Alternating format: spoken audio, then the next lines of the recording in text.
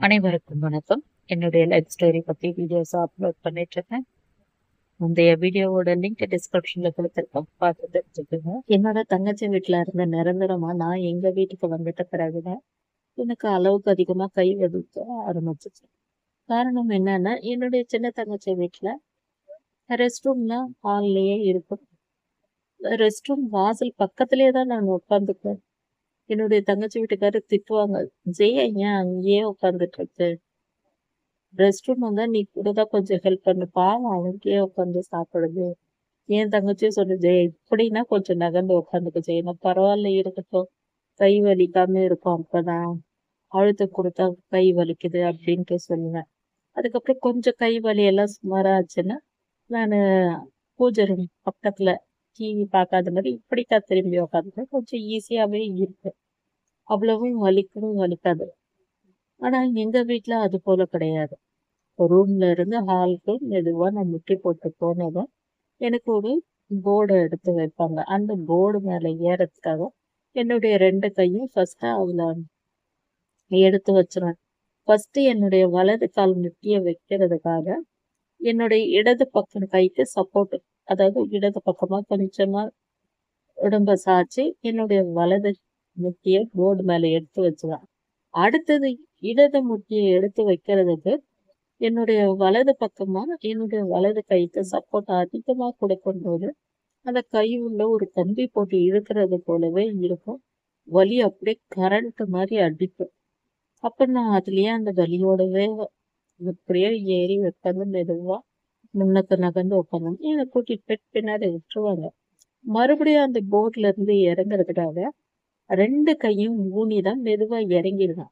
இறங்கிட்டு 3 ஸ்டெப்பு மறுபடியும் முட்டி போட்டு போயிட்டு அந்த பக்கமா திரும்புறதுக்காக இந்த வலது கைக்கு தான் நான் அதிகமா சப்போர்ட் கொடுத்து திரும்புவேன்.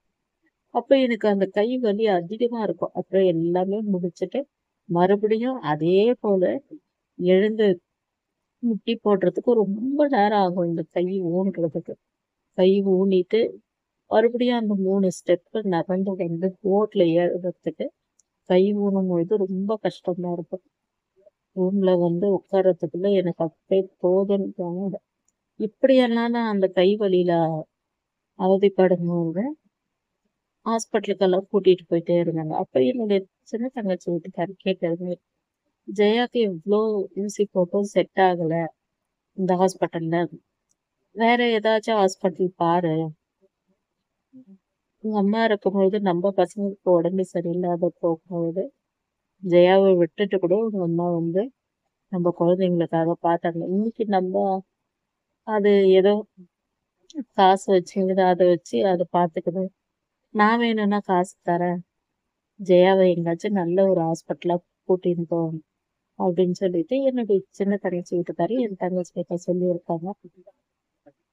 உங்க அப்பா கிட்ட எல்லாம் காசு கேட்காதீங்க, நானே தரேன், ஜெயா எனக்கு அந்த காசை கூட திருப்பி தர வேணாம், அது கை நல்லா இது போச்சுன்னா போதும், அது முட்டி போட்டு அதனுடைய வேலையை அது பார்த்துக்கிச்சுன்னா போதும், எவ்வளவு கஷ்டப்படுது அப்படின்ட்டு சொன்னது. நான் சொல்லிட்டேன், எனக்கு காசெல்லாம் வேணாம், அவங்க சொன்னதுக்காக நான் வேணும்னா வேற ஹாஸ்பிட்டல் பார்க்கலாம். அப்போ நம்ம வேற ஹாஸ்பிட்டல் போறோம்னா இந்த பக்கம் குடியாத்த சைடுனா அது போயிட்டு உடனே கொஞ்ச நேரத்துக்கெல்லாம் உதவும். ஆனா வேலூர் சைடெல்லாம் போனோம்னா லேட் ஆகும்ல. நம்ம ஹாஸ்பிட்டல் போயிட்டோம்னா ரிட்டர்ன் வர்றதுக்கு லேட் ஆயிடும். ஸ்கூல் போன பசங்க எல்லாம் வீட்டுக்கு வந்துட்டாங்கன்னா யார் பார்த்துக்குவாங்க? ஆள் இருக்கும்போதே பசங்க 3 பேரை அடிச்சுப்பாங்க. இப்போ அது எப்படி அப்படின்னு சொன்னதுக்கு நான் ஒரு ஐடியா சொன்னேன். இல்லைன்னா உங்க வீட்டுக்கார் வர வரைக்கும் இப்ப இங்க நார்மலா குடியாத்துக்கு போறோங்க, அது போயிட்டு இருக்கலாம். உங்க வீட்டுக்கார் ஊர்ல இருந்து வந்த பிறகு அவங்க பசங்களை பார்த்துப்பாங்கல்ல ஸ்கூல்ல இருந்து வரும்போது, நம்ம அதுக்குள்ள வேலூர் ஹாஸ்பிட்டலுக்கு போயிட்டு வரலாம், இது ஓகேவான்னு கேட்டது. அப்போ ஓகேன்னு சொல்லிடுச்சு. அப்ப காசு நான் எவ்வளவு வாங்கிட்டு வரேன் அப்படின்றதுக்கு நான் சொன்ன, காசு மட்டும் வேணாம், பசங்களுக்காக வச்சுக்க சொல்லி ஸ்கூலுக்கெல்லாம் தேவைப்படும், நான் என்னோட ஃப்ரெண்டு கிட்டையும் கேட்டு வந்தேன், அவங்க கண்டிப்பா காசு தரேன்னு சொல்லியிருக்காங்க, நான் அதை செட்டில் பண்ணிக்கிறேன், காசெல்லாம் வேணாம் அப்படின்னு சொல்லியிருந்தேன். எதுக்காக நான் ஹாஸ்பிட்டலுக்கு தள்ளி போட்டோம்னா நானு, என்னுடைய சின்ன தங்கச்சி எல்லாம் அங்கேயே இருந்தாலும் சரி, என்னுடைய தங்கச்சி பசங்க 3 பேரும் ஒருத்தருக்கு ஒருத்தர் சண்டை மாத்திக்குவாங்க. எல்லாம் 8த், 7த், 5த் இப்படி படிக்கிற பசங்க தான் அவங்க. ஒருத்தர் மாத்தி ஒருத்தர் அது எதுக்கு தான் சண்டை போடுவாங்களோ தெரியாது. சண்டை மாட்டிக்குவாங்க. அதுக்காகவே என்னுடைய தங்கச்சி எங்கன்னா கடைக்கு போனா கூட தனித்தனியா உட்கார வச்சுட்டு போவோம். அப்படி இல்லைன்னா யாரையும்னா ஒருத்தர கூட்டிட்டு போயிடும் கூட. இல்லைன்னா 3 பேரையுமே கூட கடைக்கு கூட்டிட்டு போயிடும். ஆனா என்னுடைய பெரிய தங்கச்சியோட பசங்க அது போல கிடையாது. அவங்க கொஞ்சம் வளர்ந்த பசங்க. அவங்க தனித்தனியா இருந்துப்பாங்க. அவங்க விட்டுட்டு வந்தாலும் அவங்கள மேனேஜ் பண்ணிப்பாங்க. இவங்க 3 பேரு மட்டும் தான் பிரச்சனை. அதனால தான் நான் ஹாஸ்பிட்டலுக்கு இப்ப வேண்டான்னு சொல்லி தள்ளி போட்டேன். நான் சொன்னது போலவே என்னுடைய தங்கச்சி வீட்டுக்காரர் ஊருக்கு வந்தாங்க. ஊருக்கு வந்துட்ட பிறகு அன்னைக்கு முன்னாடி நாளே சொல்லிருச்சு சரி தங்கச்சி, "நீ சார்ட்டெல்லாம் போட்டுரு. சார்ட்டுக்கு போடுறதுக்கெல்லாம் காசு வச்சிருப்பியா?" அப்படின்னு. "அதெல்லாம் எனக்கு இருக்குது. நம்ம என்னைக்கு போலான்னு சொல்லுங்க. நாளைக்கே போலாம். ஃபர்ஸ்ட்டு உனக்கு இந்த டாக்டர் வராங்களான்னு கேட்டுக்கோ. ஃபோன் பண்ணி கேளு" அப்படின்ட்டு சொன்னதுக்கு, நான் எல்லாமே கேட்டேன். சார்ட்டும் போட்டாச்சு. இந்த டைம்க்கு நம்மள வர சொல்லியிருக்காங்க. நான் கால் பண்ணும்போது என்னுடைய தங்கச்சி சொல்லிச்சு, "ஜெயா, நாளைக்கா வந்து நம்ம ஹாஸ்பிட்டலுக்கு போயிட்டு, அப்படியே உன்னை நேரா எங்க வீட்டுக்கே நான் மறுபடியும் கூட்டிட்டு வரேன். எங்க வீட்ல இரு ஜெயா, சரியா? நீ ரொம்ப அங்க போயிட்டு கஷ்டப்படுற. நீ அந்த மாத்திரைலாம் வேற சாப்பிடுற. அதுக்கேத்த மாரி சாப்பாடு கிடையாது உனக்காக. நீ இங்க வா, ஏதோ என்னால முடிஞ்சத பாத்துக்கிறேன். நீ வா ஜெயா. அ எங்க வீட்டுக்காரரு கஷ்டப்படுறாங்க. நீ அந்த கை வலியிலலாம் அப்படி இருக்கிறத பார்த்துட்டு, கொஞ்சம் பார்த்துக்கோன்ட்டு சொல்றாங்க. நீ வந்துரு" அப்படின்னு சொல்லிட்டு. கேட்டதும் எனக்கு ரொம்ப சந்தோஷமாயிடுச்சு. நம்ம மாத்திரைலாம் நாளையில இருந்து சாப்பிடவே தேவையில்ல. ஏன்னா நம்மளுக்கு அங்க போயிட்டா வலின்றது கூட அவ்வளவா இருக்காது அப்படின்னு சந்தோஷமா இருந்தேன். அப்புறம் என்னுடைய தங்கச்சிக்கும் சொன்னேன். என்ன நாளைக்கு தான் அங்க வர சொல்லிட்டாங்கன்னு பெரிய தங்கச்சிக்கு சொன்னேன். "அங்கேயே இரு ஜியா. நீ தான் வந்து இங்க வரேன்னு சொல்லிட்ட" அப்படின்ட்டு சொல்லிச்சு. சரின்ட்டு எல்லாமே ரெடி ஆயிடுச்சு. அன்னைக்கு மறுநாள் காலையில என்னோட அப்பாவும் காட்பாடிக்காக போறேன்ட்டு சொல்லியிருந்தாங்க. சரிப்பா நீ போம்பொழுது லாக் பண்ணிட்டு போயிடு. நாங்க வந்து ஹாஸ்பிட்டலுக்கு போவோம். 10 மணிக்கு மேல தான் கிளம்பி போவோம். அப்படியே நான் வந்து ஹாஸ்பிட்டல் போயிட்டு எத்தன மணிக்கு முடியுதுன்னு சொல்லிட்டு நான் உங்களுக்கு ஃபோன் பண்றேன். சாயந்தரமா பண்றேன்னு சொன்னாங்க. ஆனா எங்க அப்பாக்கு நான் சொல்லல. என்னுடைய தங்கச்சி வீட்டுக்கு நான் போறேன் அப்படின்னு சொல்லிட்டு. அதேபோல எங்க வீட்லயே நான் எல்லாமே ரெடி பண்ணி எனக்கு எல்லாமே பக்கத்துல வச்சுட்டு, அவங்க வீடு லாக் பண்ணிட்டு, சாவி அங்க வெளிய வச்சுட்டு போயிட்டாங்க. என்னுடைய தங்கச்சியும் மொபைல்ஸ் எனக்கு தேவையான எல்லா பொருளையும் எடுத்துட்டு, அப்பா வந்து பார்த்தாங்க சந்தோஷமா ஏதோ ஆள் இல்ல அப்பாடி அப்படின்னு இருப்பாங்க அப்படின்னு சொல்லி. நாங்களும் ஹாஸ்பிட்டலுக்கு போறதுக்காக அப்படியே எல்லா பொருளையும் ஹாஸ்பிட்டலுக்கே எடுத்துட்டு போயிட்டேன். நான் என்னுடைய தலைக்காணியை நான் எப்பவுமே எடுத்துட்டு போவேன். என்னுடைய தங்கச்சி வீட்டுக்கே போனா கூட.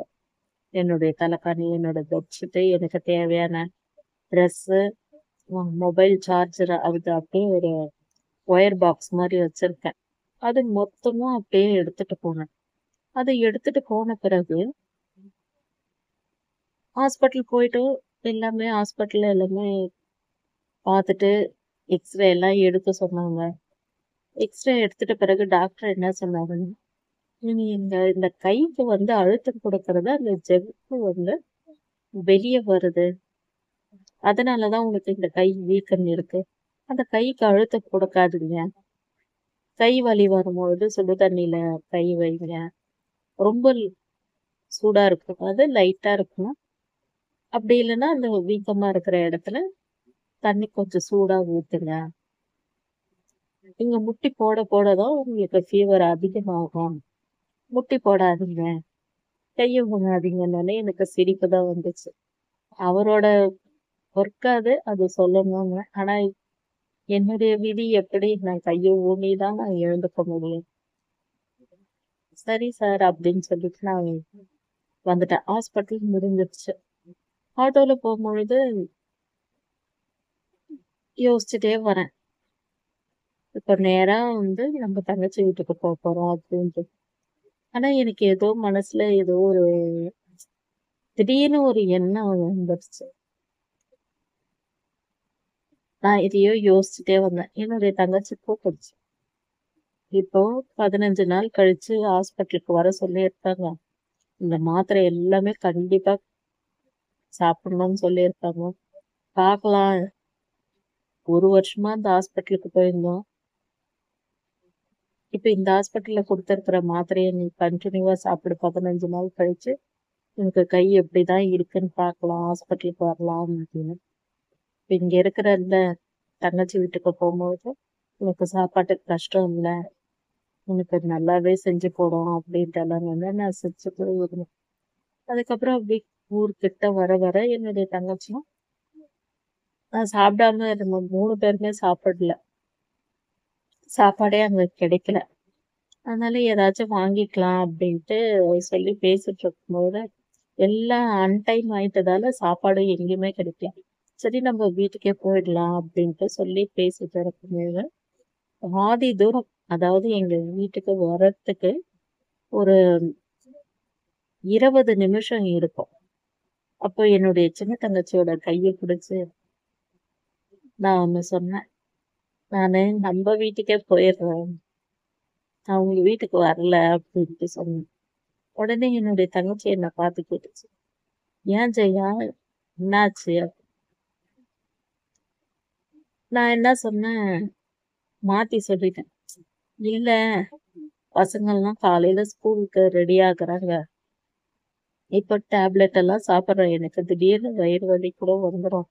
பசங்க ரெடி ஆகிட்ட பிறகுதான் நான் வந்து ரெஸ்ட் ரூம் யூஸ் பண்ண முடியும். இதே நம்ம வீட்லன்னா எனக்கு தனி ரெஸ்ட் ரூம் இருக்கு. நான் பாத்துக்கிறேன்.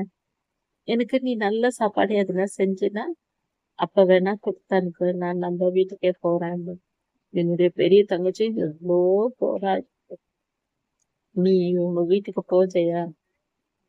இப்ப குடுத்திருக்கிறது எல்லாமே பவர் மாத்திரை தான்.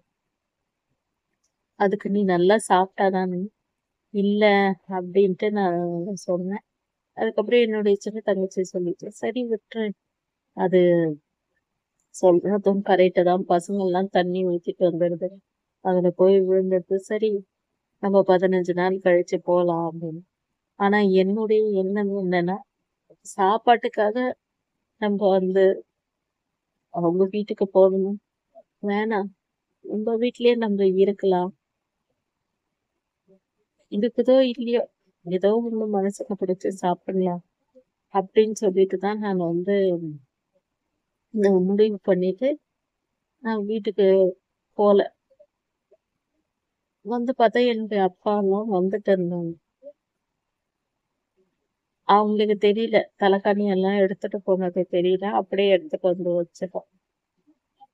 என்னம்மா சொன்னாங்க டாக்டர்? எல்லா விஷயத்தையும் சொன்னோம். முட்டி போடக்கூடாது. இது போல எல்லாம் சொன்னோம். இதெல்லாம் அவருக்கு இல்ல.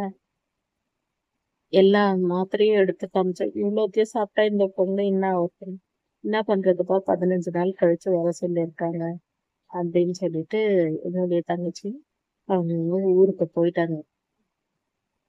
அப்பதான் வந்து எனக்கு வாரத்துல ஒரு நாளைக்கு ஒரு மாத்திரை சாப்பிடணும். அது எப்படி சாப்பிடணுன்றது எல்லா விஷயமும் சொல்லியிருந்தாங்க. அந்த மாத்திரை எனக்கு நான் சாப்பிட்ட பிறகுதான் எனக்கு அளவுக்கு அதிகமான ஃபீவர் வந்தது. அந்த ஃபீவரும் வந்த பிறகு அந்த மாத்திரையும் நான் நிறுத்திட்டேன். நான் சொல்லிட்டேன், எனக்கு தெரிஞ்சு போச்சு. நான் பொறந்ததும் ஊனம். இப்ப கையும் ஊனமாயிடுச்சு.